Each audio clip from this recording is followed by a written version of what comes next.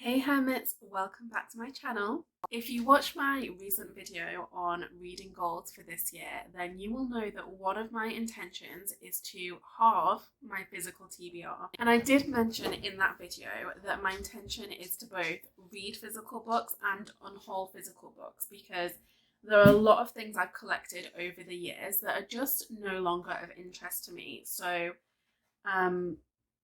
I'm just going to be really honest with myself about what I'm interested in reading these days and what I'm not.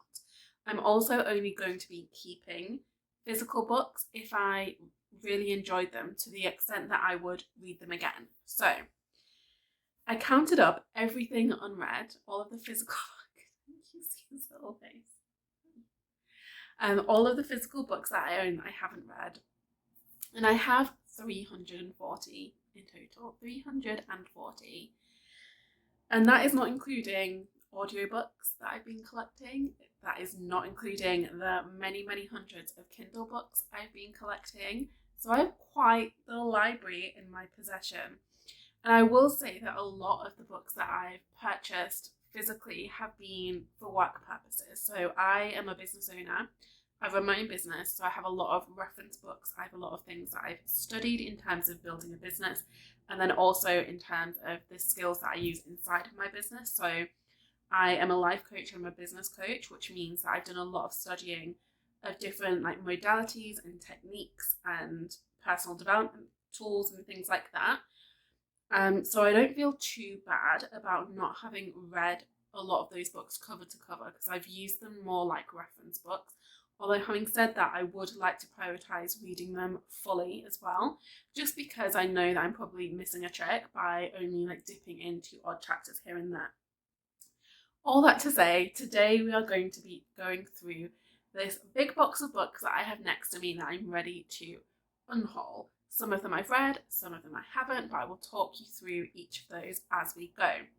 I also have an empty box next to me because I would love to send some books to one of my best friends who lives in Spain. It's really hard for her to get books in English where she lives, because she's very rural, she's in the middle of nowhere. So I want to send her a little surprise box of books that I think she'll really love. So I'm gonna start by shopping my unhauls before I shop actual shops. So let's just dive in. I do have a few books here that I'm going to just zoom past really quickly. I don't know that I ever intended to read these.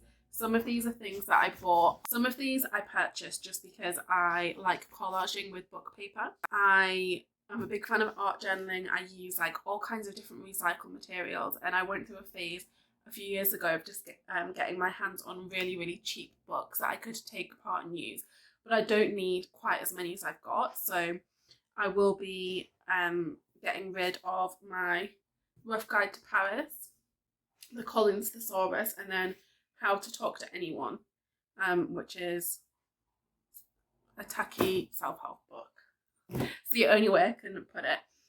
I'm not going to feel bad about not reading those because that was never the intention.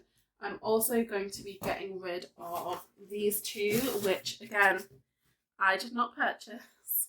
My grandma has this tendency of, if there's a book she no longer wants on her shelf, then she just brings them to my house, whether I'm interested or not.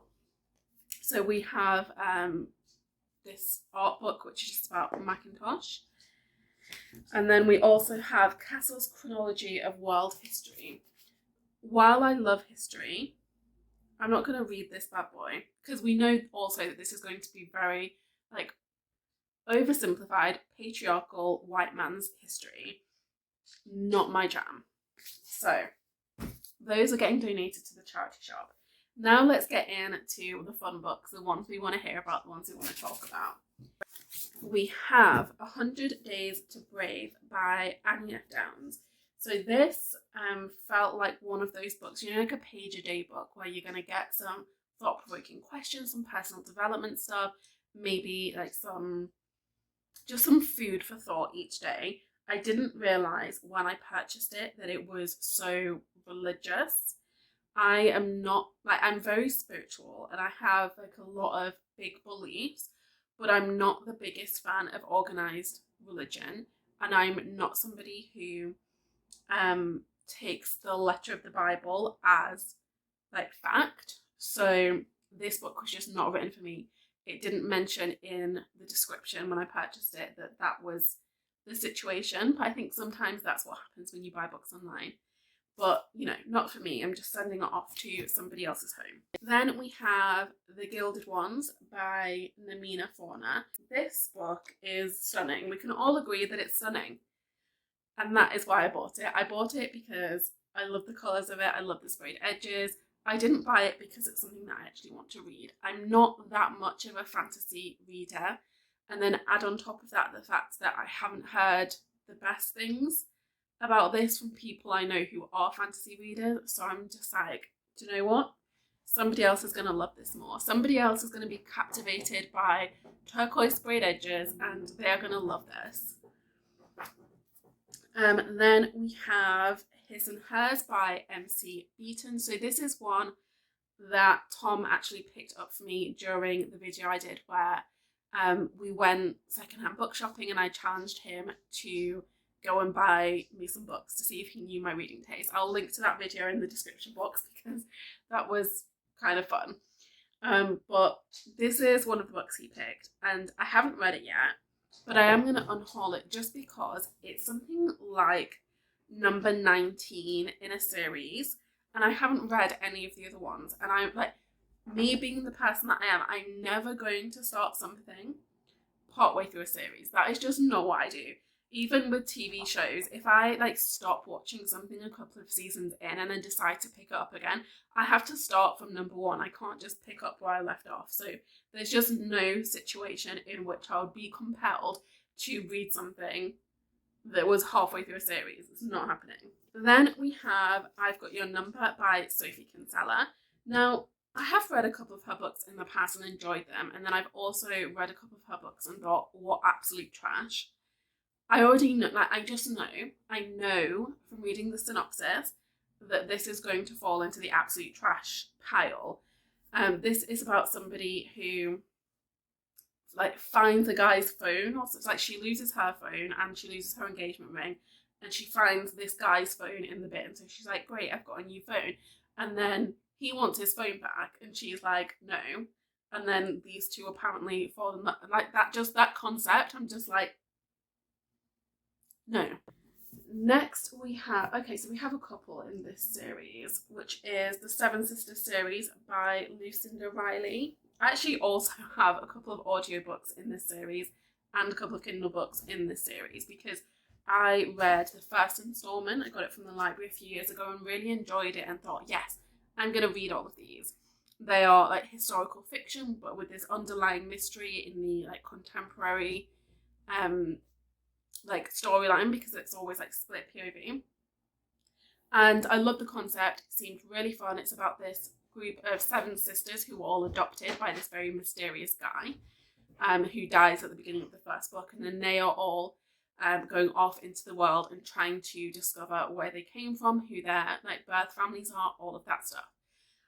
However, the author sadly passed away before the last book in the series was written, and apparently like the mystery is very much still unresolved, and that was the book where like the overarching mystery for the whole series was going to be concluded.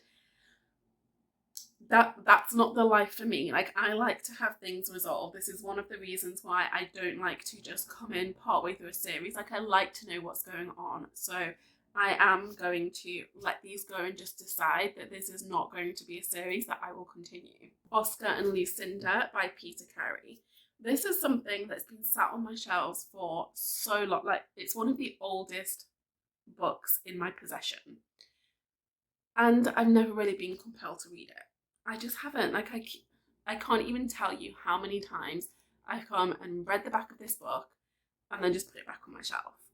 And there has to come a point where I just decide, no, like if I was that interested in reading it, I would have read it. So it has to go. Finding Mr. Flood by Cara Geraghty. We all know that the only reason I bought this book is because the main character has the same name as me. She's called Dara, and that literally never happens. I never come across anybody who has the same name as me. That's not enough of a reason to read something if you're not that interested in it. So I'm saying goodbye. Next we have The Love Square by Laura Jane Williams. It just doesn't really appeal to me. I got it at a charity shop for something like £3 for £1, and it was like the third book I needed just to get the deal. But honestly, I'm just not that interested in it. So The Wives by Taryn Fisher.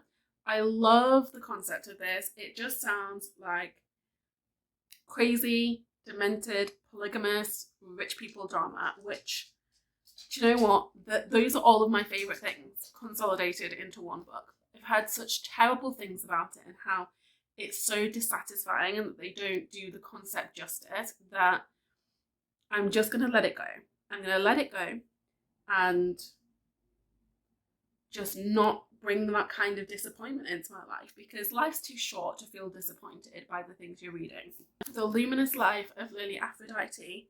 I love the title, I love the cover, I love the concept, but I've tried reading this twice, and both times I can't get past the first few chapters, and there's nothing wrong with it. Like, I can't put my finger on what it is. I just can't get into it. So it's going to go to a new home. I fully believe that someone else will enjoy this. It's such a beautiful book. It sounds like such a fun story. I don't know, something about it's not clicking with me. Then we have Wish You Were Here by Mike Gale. I'm just not feeling it anymore. Not feeling it. Then we have Sushi for Beginners by Marian Keyes. Have read this. I've actually read this a few times. Marian Keyes is always a good time. I'm very happy that she's bringing out a sequel to Rachel's Holiday this year, because that was the first one of her books that I read, and it really did spark quite a long love affair. Look how dusty that spine is. I need to dust these before I take them to the charity shop or give them away or anything, because ew. But I highly recommend her books if you're looking for some really funny chick lit. The romance stories are always solid. The humour is on point. The friendships are always good. Her books are great, but I have read it a few times and I just don't see myself rereading it again. And if I do, I will get it from the library, because I have checked my library and it is available there. So then we have Whitethorn Woods by Maeve Binchy. As a teenager, I just used to read and reread those books because I didn't have access to anything else. And there's a real sense of nostalgia attached to them that I adore. I will never get rid of those books. This is one of her newer ones that I never read at the time, and because of that, it just doesn't have the same magic for me. Then we have Where the Crawdads Sing by Delia Owens. I read this for a book club that I run with two of my old work friends. This was our book for December, and I really enjoyed it. I thought it was really good. I can't imagine myself rereading it, but I do want to get it into the hands of somebody else who'll really enjoy it, because it is a really fun time. So I'm going to donate it or pass it off, and hopefully somebody else will love it. Then we have Narcopolis by Jeet Thiel. Very captivated by this cover. It's very striking. I got it secondhand. But the more I've considered reading this, the more I realise I don't want to. And let me tell you one of my reasons why. I don't typically like prize winners. What I've come to realise is that anything that is considered good, literary prize winner kind of caliber, it's usually not so enjoyable. It's not so fun. It's not so light. They tend to be a little bit weird, or a little bit uncomfortable, or a little bit depressing, and I'm just not at the phase of life where I want more depressing stuff. Then we have The Lady in the Tower by Mary-Louise Jensen. So this is another one that Tom picked during our Tom Buys My Books video. I just don't want to read it. It's YA historical fiction. I'm a grown-ass woman now. I'm not to say that grown-ass women cannot read YA. Absolutely they can, and there are still YA books that I enjoy. This one just feels quite young, and it feels like something that I would have read myself when I was 9 or 10, because I've always been a pretty advanced reader. And I'm not 9 or 10 anymore, so I just don't want to read it. Then we have Children of Blood and Bone by Tomi Adeyemi. This has been sitting on my shelves for a while, and I was very torn about donating it. It's not that I'm not interested in reading it. I'm definitely not interested in reading it right now, and I just think if I wanted to, I would get it from the library, because again, I checked, they have both installments of the series so far at my local library, so I will just pick them up from there if I choose to read it again. I'm not really one for collecting series of things. Like, I have a few, but it's not my default. So I am going to just give that one away. Then we have Money by Martin Amis. And this one, actually, my aunt gave it to me. Mostly, like, she didn't want it. She was going to donate it. So I said, that can come home with me. Again, it just sounds very, like, gritty and grimy and depressing, and I just don't need that. I need happy girl moments, so it's gonna go. Then we have Sweetness in the Belly by Camilla Gibb. So this is set in the 80s in Thatcher's London, and it has, I believe, 2 stories, one in Thatcher's London, one in Ethiopia, and it does just sound like it's going to be depressing. And you might be noticing a theme here. I just want to be less depressed in the books that I read. My books are how I cheer up. So I'm not going to keep anything that's not going to support that goal. Then we have The Infinite Plan by Isabel Allende. This is going to come as a shock because Isabel Allende is my favourite author. I love her books. And I picked this one up purely because I saw, like, oh, it's Isabel Allende, of course I love it. But actually, on reflection, after reading the back, it's not one for me. The storyline doesn't really appeal. So I mentioned earlier that religion is not something that I am drawn to in terms of, like, organised religion. And the bulk of this book is about religion, and a lot of the characters are, like, it's like religious leaders and things like that, and it just feels like it's not going to be the one for me. And in addition, then we have Asylum by Marcus Lowe. So this came in a book box. So last year I subscribed to a box of stories which sends you 4 totally, like, random surprise books at whichever frequency you choose. This one, like, it's not for me, because one of my in fact, I would say my number one, like, biggest fear is to be locked away in a mental institution while being completely sane and having nobody believe me.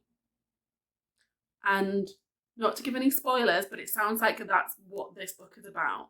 So I don't need that. I don't need the thing of my nightmares to be the thing of my downtime. So not going to be reading books about this. Having said that, like, it sounds good. Like, the synopsis sounds good. The reviews are good. Like, I don't doubt that this is a great book. I just know that it will ruin my life for a few weeks. And, 2022, like I said, it's happy girl era. Like, we are not about this grim, depressing life anymore. These 2 are actually also from a box of stories. Different boxes, I think. But we have The Song of Peterloo by Carolyn O'Brien. I typically do love historical fiction, but there's something about this that just doesn't appeal to me. So it's a very, like, political during the, like, industrialization times in the North. And that's not to say, like, I find that time boring. I don't. It's just, again, bit dark, bit depressing, not what I'm about this year. We also have Lionheart by Ben Kane. So this is a fictionalized story of one, I believe it was Richard the Lionheart's friends, telling a story of, like, their like, bloody crusading time together. And I'm just like, I'm not really a war person, so I don't mind, like, things set during wartime. So, for example, I'm a big fan of a World War II romance. They're always, like, a good, emotional, sobby time. but I'm not so much a fan of like actual like battle scene historical fiction. Like that's just, again, bit dark, bit depressing. Not what we're going for this year. That's going to be my new catchphrase. Then we also have one of the Harry Potter's and Philosopher's Stone editions. I just don't want that anymore.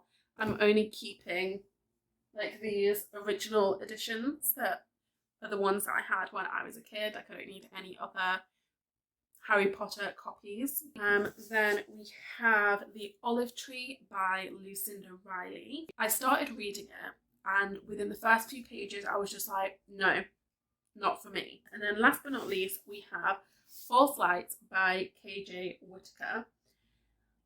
Also from A Box of Stories. They didn't do the most stellar job picking books for me last year, but it is what it is. The book itself is very beautiful. So this is like an alternative historical fiction, we'll call it.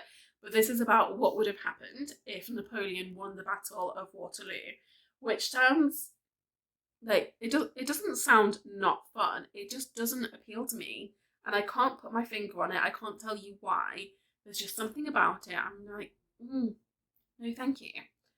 So I shall also be getting rid of that one. So let's count up all of the like unread books that I'm unhauling so that we can cross some numbers off my tally chart. Okay, so we are unhauling 18 books in total that I haven't read, which is a good solid start to the year. I'm pretty pleased with that. I was wrong, it's 24 books that we're deleting from my list. Okay, so very thrilled with this removal of 24 books from the list already. So that takes us to, okay, quick maths time.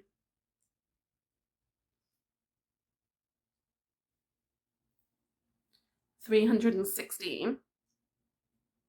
So we're on our way. We're aiming for 170. So 170 unread physical books. That feels doable.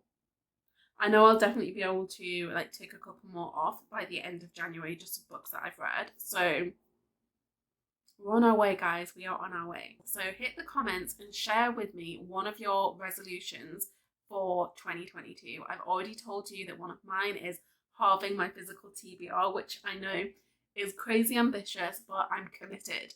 So tell me yours in the comments, and don't forget to hit subscribe if you enjoyed this video. I will talk to you very soon.